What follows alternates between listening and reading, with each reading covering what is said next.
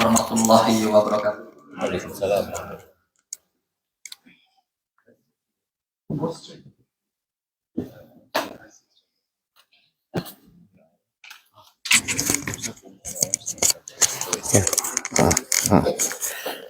Bismillahirrahmanirrahim. Assalamualaikum warahmatullahi wabarakatuh. Alhamdulillahillazi wa kafa wassalatu wassalamu ala nabiyil mustafa wa ala alihi wa sahbihi ahlus sidqi wal wafa. Asyhadu an la ilaha illallah wahdahu la syarika lah wa asyhadu anna Muhammadan abduhu wa rasuluh allazi la nabiyya ba'dah. Allahumma fassalli wa sallim wa barik ala nabiyyina Muhammad wa ala alihi wa sahbihi ajma'in. Inna lillahi wa inna ilaihi raji'un. Ya, kita telah kehilangan saudari kita sesama penduduk Los Angeles dan juga aktif di masjid dan di komunitas Muslim Indonesia, saudari almarhumah Nur Laila binti Umar Masuku ya. Mudah-mudahan Allah lapangkan alam barzahnya dan alam barzahnya dicurahkan cucuran rahmat Allah Subhanahu wa taala sampai yaumul qiyamah kelak. Jamaah yang dimuliakan oleh Allah Subhanahu wa taala, dalam sebuah hadis ya, hadis ini memang derajatnya tidak kuat ya, tetapi bisa menjadi sebagai peringatan bagi kita. Ya, dikatakan bahwasanya Rasulullah sallallahu alaihi wasallam bersabda, "Man mata faqad qamat qiyamatuh." Barang siapa yang telah mati, maka sungguh dia telah merasakan kiamatnya. Barang siapa yang sudah meninggal atau barang siapa yang datang sakratul maut, maka dia tengah merasakan hari kiamat. Jadi seorang anak Adam itu tidak menunggu hari kiamatnya itu yang setelah 10 tanda besar hari kiamat itu datang, tidak. Tapi kiamat kita itu ketika malaikat Israel itu datang menghampiri kita. Di dalam surah Qaf ayat 22 itu kan dijelaskan. Yang mau lihat Qaf 22. Laqad kunta fi ghaflatin min haza, ya, sungguh engkau telah lalai akan perkara ini. Ya, sungguh engkau telah lalai tentang perkara ini. Fakashafna anka ghita'ak fabasarukal yawmal hadid. Maka pada saat itu kami bukakan dari kelopak matamu sesuatu yang selama ini ditahan, sesuatu yang selama ini tidak ditampakkan. Fabasarukal yawma hadid, maka pandangan matamu pada hari itu sangat detail. Ya. Cobaan anak Adam yang paling berat ketika sakratul maut. Bukan ketika nggak punya duit. Bukan ketika dia jobless. Bukan ketika ditinggal mati oleh suami.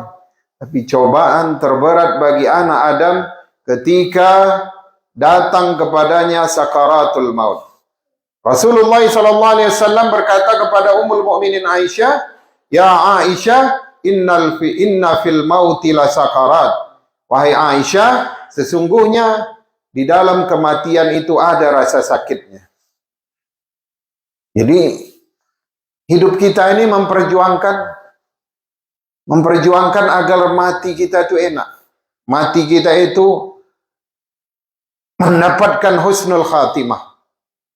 Dalam sebuah hadis dikatakan bahwa salah satu ciri orang yang husnul khatimah adalah ketika sakratul maut keluar dari keningnya keringat seperti bulir jagung. Dikaji oleh para dokter. Apa kaitannya bulir jagung dengan keringat sebesar bulir jagung dengan husnul khatimah, tanda husnul khatimah?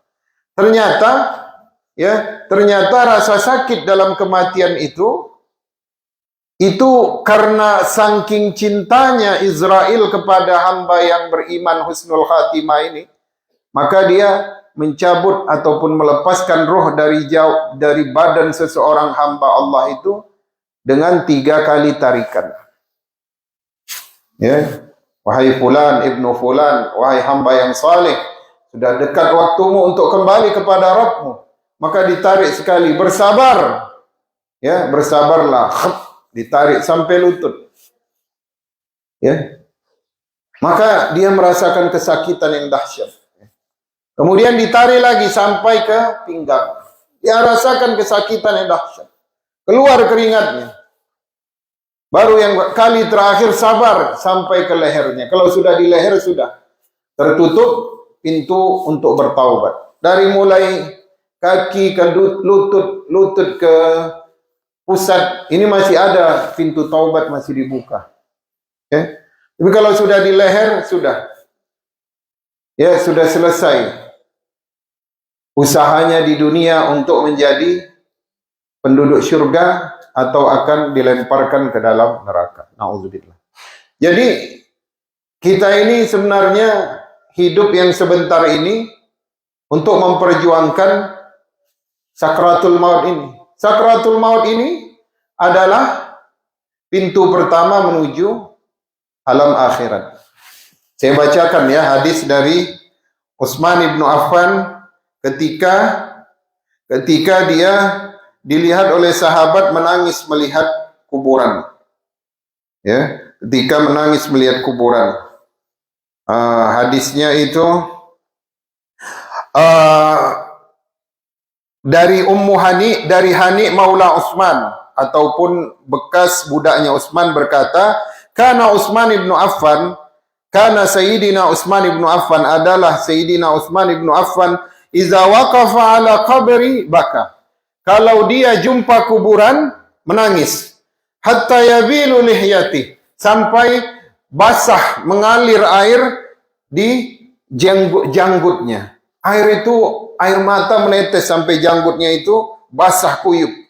Faqila lahu, maka sahabat berkata kepada Utsman, tadzakkar al-jannah wan nar wa la tabki.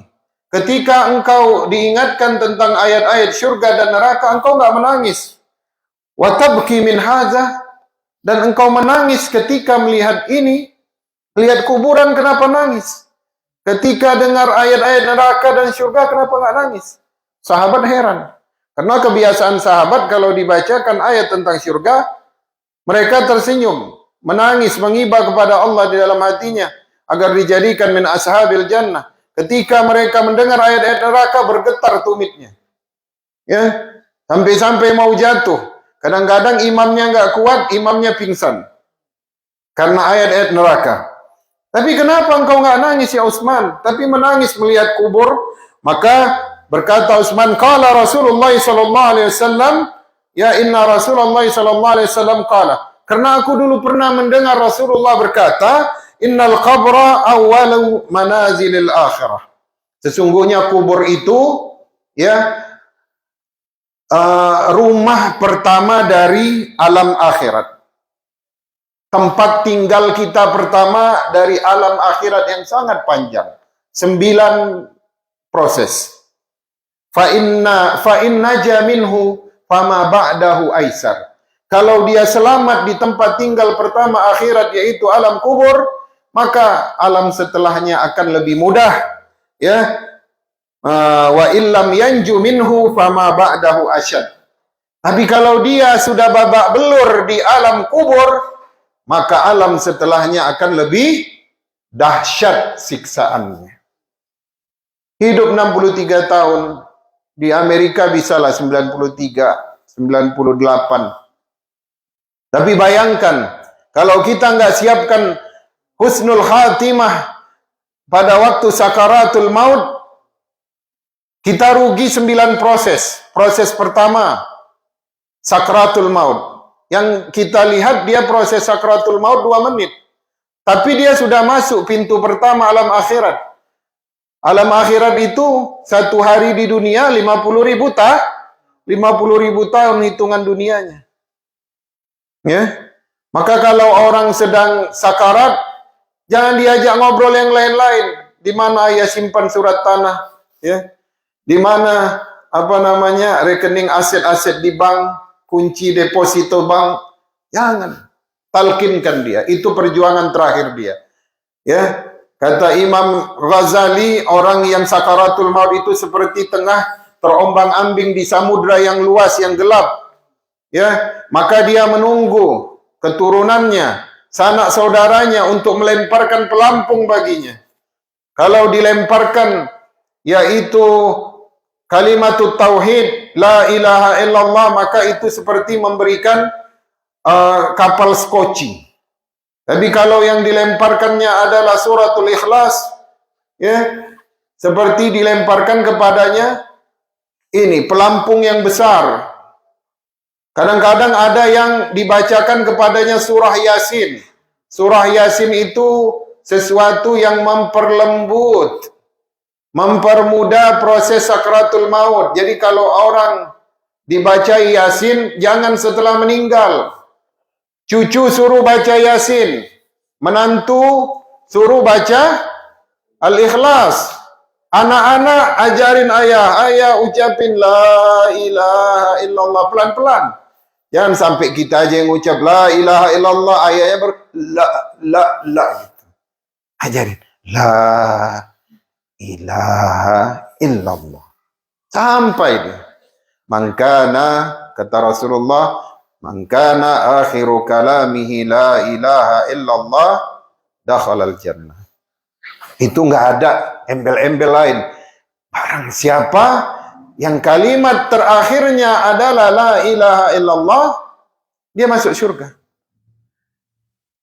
Sering kita lihat ya, kemarin ada kejadian lagi khotib, dia nggak sanggup ngucapin la ilaha illallah, dia cuma begini aja terduduk, sementara dia sudah dipegang, selesai.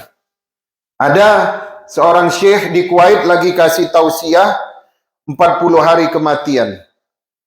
Tiba-tiba dia terkejut begini, la ilaha illallah, langsung begitu. Udah janji Allah dan Rasulnya. Makanya latihan bu, Pak, ucapin la ilaha illallah. Mau nggak kita husnul khatimah dengan kalimat la ilaha illallah? Ada latihannya. Saya dulu pernah ceritain itu. Mungkin ada yang masih ingat. Bagaimana melatihnya? Ada yang ingat nggak? Sebelum tidur itu kan mati kecil ya. Jadi kita diingatkan untuk kematian itu pada setiap malam. Cuman kita lupa. Ya macam-macam lah, karena harta dunia, karena kecantikan, karena ketampanan, semua lupa. Padahal mati itu mengingatkan untuk alam barzah. Jadi sebelum kita tidur, kalimat terakhir yang kita ucapkan la ilaha illallah. Ucapkan 1 kali oke, 3 kali oke, 33 kali ahsan, lebih baik. Tiba-tiba anak nelpon, orang tua nelpon dari Indonesia, nggak jadi tidur. Mau tidur, jadikan lagi sebelum tidur kalimat terakhir la ilaha illallah. Ya Allah, setiap dalam mati kecilku aku mengucapkan kalimat terakhir la ilaha illallah, tidak pernah kuucapkan kalimat lain. Maka jadikanlah kalimat itu kalimat terakhir pada mati besarku. Itu harus ada latihannya. Jadi kalau udah ucap la ilaha illallah, jangan lagi hidup digantungkan kepada manusia. Jangan lagi percaya kepada hal-hal yang sifatnya menyekutukan Allah. Nggak laku la ilaha illallah. Nah, jadi ketika seseorang memperjuangkan sakaratul maut, maka sesungguhnya dia itulah orang yang paling cerdas. Orang yang paling pintar. Karena apa? Dia nggak mau mengorbankan hidup yang 98 tahun untuk proses yang sangat panjang. Kita hitung, pertama apa? Sakratul maut. Yang kedua, masuk alam barzah. Yang ketiga, kemudian hari kebangkitan atau hari peniupan sangkakala, kehancuran, hancur semuanya. Para malaikat menghancurkan diri, tinggal Allah Azza wa Jalla yang kekal selamanya. Kemudian yang keempat, tiupan sangkakala yang kedua, Allah ciptakan lagi malaikat peniup sangkakala, Israfil. Kemudian dia tiupkan sangkakala yang kedua untuk membangkitkan manusia dari alam barzahnya. Yang kelima, dikumpulkan di alam mahsyar. Yang keenam, kemudian pembagian catatan, hisab. Yang ketujuh, ya 6 itu dipisah-pisah amal soleh dengan amal yang sayyi'ah. Yang ketujuh, ngantri di mizan. Yang kedelapan, minum air telaga. Yang kesembilan, baru melewati jembatan as-sirat. Ya. Satu hari di dunia 50.000 tahun di akhirat. Gimana coba kalau kita korbanin dengan hidup yang hanya 99 tahun? Adil nggak Allah, Bu? Kalau umurnya umat Nabi Nuh itu berapa? Nabi Nuh berapa tahun umurnya? 1000 tahun kan? 50 tahun, 950 tahun berdakwah. Kita umur cuman nggak sampai 100. Ada di dalam sebuah hadis, riwayatnya nggak terlalu lemah. Nabi Nuh menjumpai seorang nenek-nenek menangis. Kenapa nangis? Aku kehilangan anakku.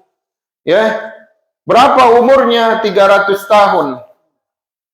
Kata Nabi Nuh, wahai nenek, tahukah engkau nanti akan ada suatu umat yang umurnya itu sangat pendek. Ya, umurnya sangat pendek. Nggak sampai 100 tahun. 63 umur nabinya. Apa kata nenek itu? Ya, 63. Bisa ngapain dia untuk dapat surga? Kalau aku diberi umur 63 tahun, tidak aku angkat kepalaku dari bersujud kepada Allah. Itu nenek-nenek, itu hadisnya ada, bukan karangan. Katanya kalau aku dikasih umur 63 tahun, ya, nggak bangkit dari sujud walaupun 1 hari.